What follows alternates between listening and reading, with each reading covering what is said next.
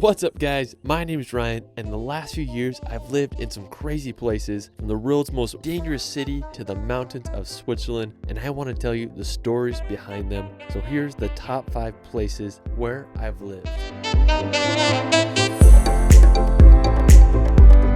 Now, living in a new place is an adventure, and I think everyone should live outside of their home country to gain new experiences and perspectives. So the first crazy place that I lived outside of the United States was in the wild country of El Salvador. So when I was 18 years old, I graduated high school and I decided to go on a 2-year mission for the Church of Jesus Christ of Latter-day Saints. Now, when you go on a mission, you don't get to decide where you go. Rather, you get assigned somewhere in the world to be a missionary for the next 24 months. It's pretty scary not knowing where you'll be spending the next 2 years of your life. So anyways, I got called to El Salvador, and at the time, I really had no idea where or what El Salvador was. I did some research and quickly found out that El Salvador had one of the world's highest murder rates. That definitely scared me, but I figured I'd be pretty safe since I was going there as a missionary and not a tourist. So in October of 2013, I flew down to El Salvador's capital, San Salvador, to start my mission. Now, San Salvador is this massive city with the backdrop of a dormant volcano. When I got there, I got paired up with my awesome trainer and I was sent to this little area called Cusco. I spent the next 6 months there, and I'm not gonna lie, those were the hardest months of my life. I used to refer to Cusco as the pit of the earth because it was dangerous and dirty. Those were just super hard and depressing times for me. Me and my companion would be proselyting all day long, all the way till 9 p.m. at night, talking to strangers. The only time I could talk to my family was once a week through email, so I got really homesick and just thought about going home all the time. Barely spoke any Spanish, and I just had extreme culture shock living in somewhere just completely different than the United States. I got attacked by feral dogs, guy threatened to shoot me in the face, and some of my friends that I taught were murdered by the gangs there. It was some sketchy times. I could talk about all my crazy experiences I had for days. I mean, just so many wild things happened when I was there. But in those first few months, I grew more than I ever have. There's a saying that there's no comfort in the growth zone, and I completely agree with that. As I look back at those times, even though they were super hard, they were some of the most defining moments of my life. I was able to make amazing friends with locals, and it was really fulfilling to see the people there happy, even though they were living in such difficult circumstances. I mean, just some of the greatest memories of my life. Even though I made El Salvador sounds super dangerous, while it is still dangerous, things have gotten a lot better since 2013. They got a new president and things have changed a lot. So after I was in El Salvador for 12 months, I got reassigned to go to the country of Belize. When you think of tropical paradise, Belize is it. It's home to the world's second largest barrier reef. There are animals like jaguars and tapirs, and Belize is also famous for its ancient Mayan ruins such as Zunantanage. So I was just like freaking stoked when I found out that I was going to Belize. When I got there, I got assigned to this little town called Benque Viejo del Carmen. It was right on the border between Guatemala and Belize. But anyways, I had a really good time. I made some incredible family friends and really loved becoming part of the community. We had some crazy stuff going down there, like having to deal with some devil worshippers. I had some supernatural experiences, crazy times. We had a local take us to this secret cave deep in the jungle. I mean, you can't find this place on the map. We're just in the middle of nowhere, and when we're in the cave, we found some ancient Mayan pottery, and there were also jaguar tracks inside. I felt like Indiana Jones back there. I mean, that's something you definitely don't get to see as a normal traveler. After spending about 4 months in Benque, I got reassigned to go spend the last part of my mission in Belize City. Now, Belize City is the most populous place in Belize at about 60,000 people. I mean, it's just such a wild and fun town. It was a little sketch, but nothing dangerous happened when I was there, and I just absolutely loved teaching and getting to know the people. They were full of so much life and energy. I made so many dear friends. One cool thing was part of our area was this island called San Pedro, and it's right on the reef. Has some of the clearest water I've ever seen. So every week or so, we would take a boat out there to visit the other missionaries. In September 2015, I finished my mission and returned to the USA to see my family for the first time in 2 years. I have to say that my mission was the hardest experience of my life. I mean, it was so freaking hard, but also say it was the most rewarding and defining thing that I've ever done. I wouldn't take back those 2 years for nothing. Maybe I'll make a completely separate video talking about all my crazy mission stories. But if you guys ever see missionaries walking around, say hi to them.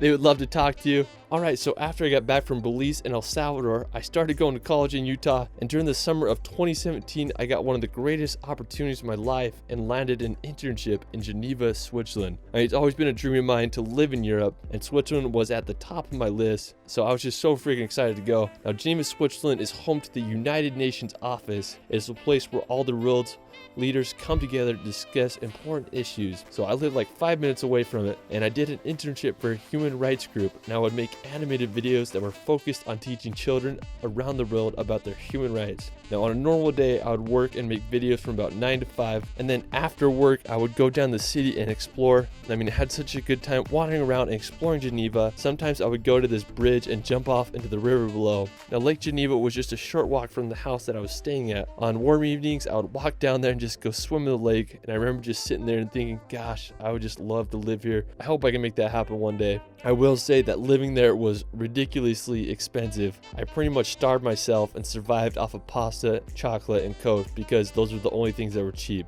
But one of the great things about living in Europe was it allowed me to go to other countries. This was the time when I started to get into travel videography. So I started doing these little weekend trips. During that time, I went to Mallorca, Spain to go cliff jumping. I headed to Edinburgh, Scotland to explore the city. And I did a spontaneous 36-hour trip to Zakynthos, Greece to see the famous shipwreck beach. It was funny because I planned to do all these trips with some friends that I made in Switzerland, but every time my friends bailed at the last minute and I had to decide cancel the trip or go all by myself. At first I was super sad when everyone would bail, but now I'm very thankful that I was able to go alone because that's how I figured out how amazing it is to travel by yourself. There's just something magical about seeing new places with just yourself. You aren't influenced by anyone else's opinion. You have time to think and really appreciate what you're experiencing. It's just a liberating feeling and the best way to learn about who you are. If you have a chance to travel alone, do it. It's one of the best things you can do for yourself. Anyways, my internship lasted about 2 months and I was super sad when it ended, but I was able to end my time in Switzerland with a bang. I rented a car and drove all the way around Switzerland, visiting Grindelwald. Then I drove down to Weihersaska to do my all-time favorite cliff jumps, and then I ended my time in Switzerland at the iconic town of Zermatt. My time in Switzerland was some of the greatest months of my life, and it really grew my love for Europe, and it launched my travel videography. Alright, so after Switzerland, I went back to Utah and decided to take a leave of absence from university, and me and my brother went back to Europe in the fall for one of the craziest trips of my life. We went to Ibiza, Greece, London, and Iceland, and I pretty much bottomed out my bank account, but it was 100% worth it. I resumed college that following winter, and the next summer I landed my dream internship at Beautiful Destinations in New York City. Ever since Beautiful Destinations launched their dream job campaign, it was like my dream to go work with them. So with all the footage that I had gotten from my Europe trip and living in Switzerland, I sent them a reel and they liked it enough to let me come intern with them for the summer. So living in New York was quite the adjustment for me. I got this ghetto 1-bedroom Airbnb in Queens, New York for about $1,200 a month. Every day I would commute about an hour to get to Manhattan, and I would help edit videos for Beautiful Destinations. During the weekends, I had a good time exploring the city and fooling around in Times Square. I'm not gonna lie, living in New York was pretty hard, and I'm not much of a city person, and I didn't love the living situation I was in. I hated paying $1,200 for a room and having a long daily commute after a 9-to-5 job. It was just draining on me. So I finished my internship at the end of July, and right at that time, I won DJI's Now It's Epic contest, and they gave me $3,000. So I decided I was going to put that money towards traveling, and I bought a one-way ticket to Italy to go see the Dolomites. I spent 2 weeks running around Italy's mountains. Then I met up with my friend George Mavrakis in Greece, and we ran around Santorini and Zakynthos before we headed to northern Norway to see the Lofoten Islands and witness the Aurora Borealis in Senja. I have to say that was one of the funnest months of my life, and the footage I got from that trip really took my videography to the next level. When I got back from my Europe trip, I was enrolled to go back to university, but last minute I dropped my classes and I decided to move out to Oahu, Hawaii. My brother was going to school out there, so I decided to join him and live the North Shore lifestyle. Surprisingly, living in Hawaii wasn't expensive at all. It was definitely cheaper than New York. With all my expenses, I would only spend about $1,000 a month. So my original plan was to just stay out in Hawaii until December, then go back to university in the winter. But life threw me a curveball, and I met the girl of my dreams, and I decided I was going to do whatever I had to do to stay out in Hawaii. So I ended up signing up for online classes, and I was able to extend my time in Hawaii so I could be with my now wife, Heather.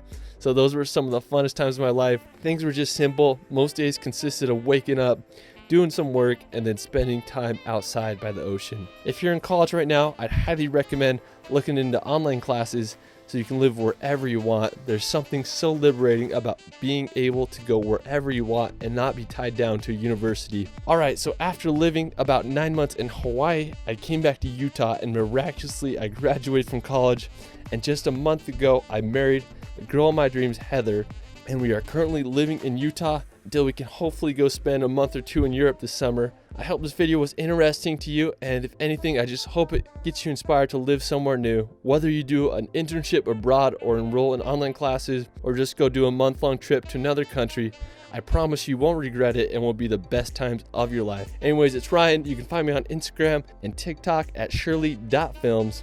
Hope you're all doing well. Till next time, we will see you later.